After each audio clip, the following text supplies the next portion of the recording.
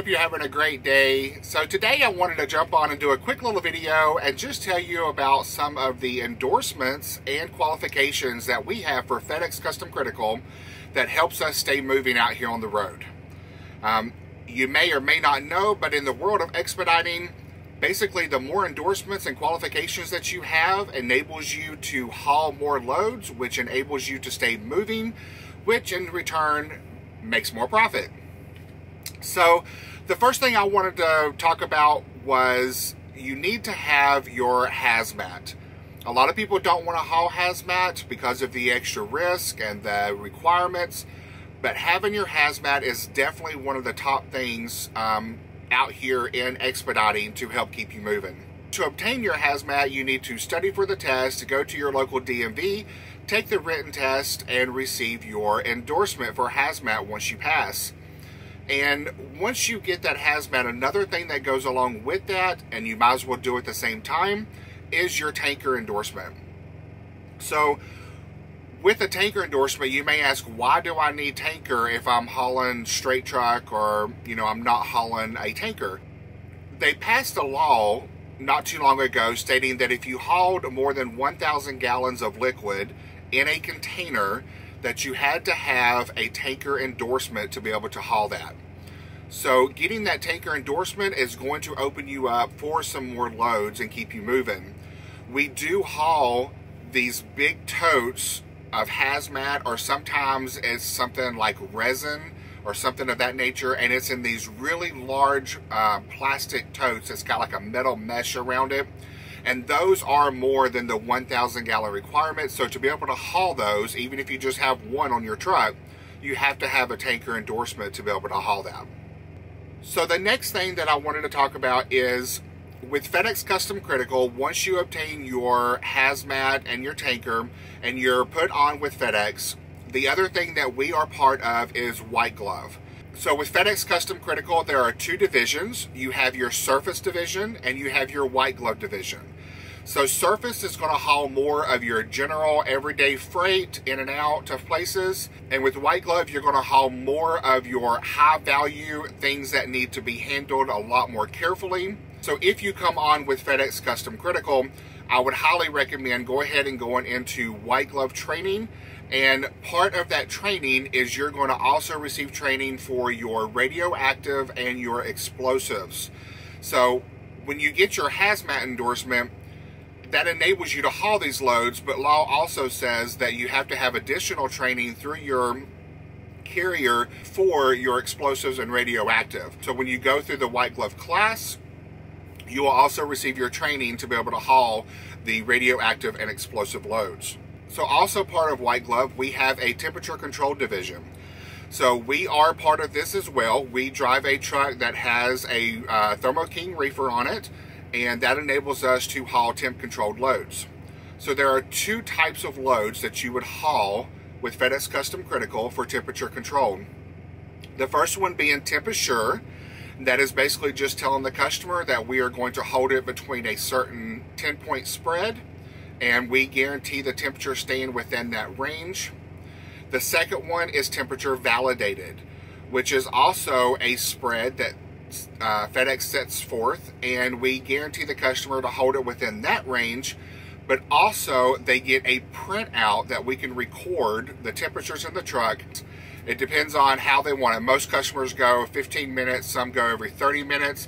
We do have a few that go once every hour. But these are two divisions that is also part of white glove if you're in a temperature controlled truck. And these are two things that is going to definitely help you stay moving. FedEx Custom Critical does a lot of reefer freight, so that is one thing that really helps us stay moving out here on the road. The next qualification that I would suggest having for FedEx Custom Critical is Secure 1 and Secure 2. What this is Secure 1, we do a lot of loads within the white glove division that are of high value. So when you haul something that is valued, say, $500,000, $700,000, up to $1 million, that is usually referred to as a Secure 1 shipment. So to be able to obtain this qualification with FedEx Custom Critical, once you are brought on with FedEx and you're all set to go, you can actually talk to the safety department and obtain the password for the account. And you can actually go on to the owner-operator extranet for FedEx Custom Critical. Once you log in, you can watch a video, you can take a test. If you pass the test, then you will receive your Secure One requirements. And like I said, that just enables you to be able to haul additional loads. These loads are usually of high value. These loads require additional security, meaning that someone has to remain with the truck 24 hours, every 24 hours. If someone goes into the restroom, if you stop for fuel, anything of that nature, someone has to be awake and with the truck at all times. Another thing you have to do is on Secure One loads, anytime that you stop, you have to notify dispatch that you are stopped and where you are stopped and how long you are going to be there. That way they know, you're not moving, and FedEx is aware every time the vehicle stops. So with the Secure One, you can also get Secure 2 training. And Secure 2 is also referred to as Freight Watch with FedEx Custom Critical. So what you do there is the same process. You obtain the username and password from safety, you log on to the owner-operator extranet, and you watch a video and take a quiz. If you pass, then you can obtain that security clearance. And Secure 2 is the same thing as Secure 1. All the same requirements that I said that you have to do, staying with the truck and all that. The additional thing that you have to do with Freight Watch is you also, anytime you stop, you're not just sending a message over the Qualcomm to FedEx.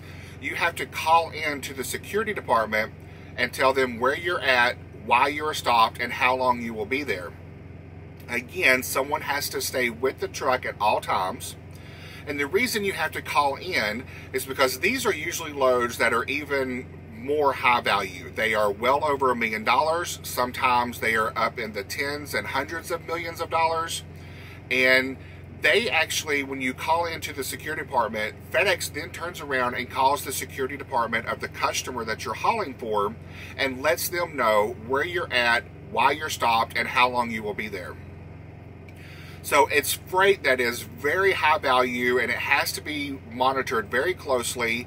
And it's also a communication between the security department with FedEx Custom Critical and the security department for the customer that you're hauling.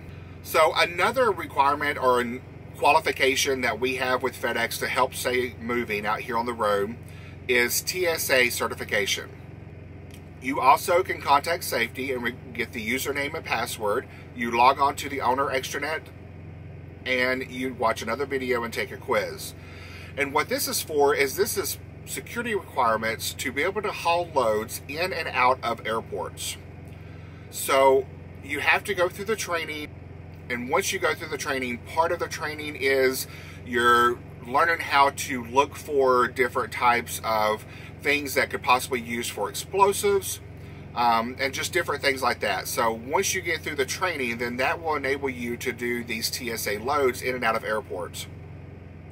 A lot of times these loads are not a lot of miles. However, they usually pay a lot, and it's usually a way to make a quick buck.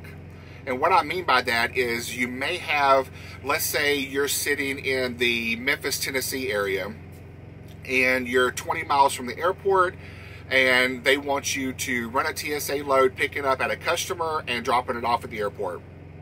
So it may be a run that's only, 20, 30, 40 miles total with your deadhead and everything. However, they usually pay well. These are loads that can pay upwards of $4, $5, $7 a mile, $10 a mile. A lot of the times they will add on a lot of money for these. But they are usually shorter in range, but it's something that you can accomplish in a few hours and make a pretty decent buck for the truck in a few hours range. I'm not saying every load for TSA is going to be great and for you to take it. I'm just saying this is another opportunity that would help you stay moving out here. If you're in a bad area or you haven't had anything for a day, you may be able to do a TSA run just to bring in some money to the truck for that day. So another thing that we have with FedEx Custom Critical is our passports. We do a lot of freight in and out of Canada. So having your passport is going to open you up to those loads and allow you to go into Canada and haul that freight. Another requirement with Canada is you do have to be in a vehicle that has a speed limiter on it, and you have to be limited at 65 miles per hour. We are in a truck that has a speed limiter for the provinces of Quebec as well as Ontario. It is a law up there that you have to be speed limited. This is not only good for going in and out of Canada, but another benefit of having a speed limiter is saving fuel because you're going at a slower speed. So if you happen to pay for fuel, that's just going to help maximize your profits there as well. Another qualification that you can have would be DOD, or Department of Defense. So this is something that we do not have with FedEx Custom Critical. We have thought about obtaining our DOD, but this is something that is a long process. It usually takes a year or more to receive, and it allows you to haul government shipments for the military or anything government related. So with FedEx Custom Critical, we do quite a bit of DOD, Department of Defense, but it's something that I've never pursued because with DOD, you tend to haul a lot of explosives, and a lot of times they are weary about putting explosives onto a reefer truck. We haven't really pursued our DOD qualifications because we do so much reefer freight that it helps us stay moving without having to do the DOD side of things. And on the back side with FedEx, especially in the temperature validate department, when you haul like explosives and things of that nature, a lot of the times they have to nail something to the floor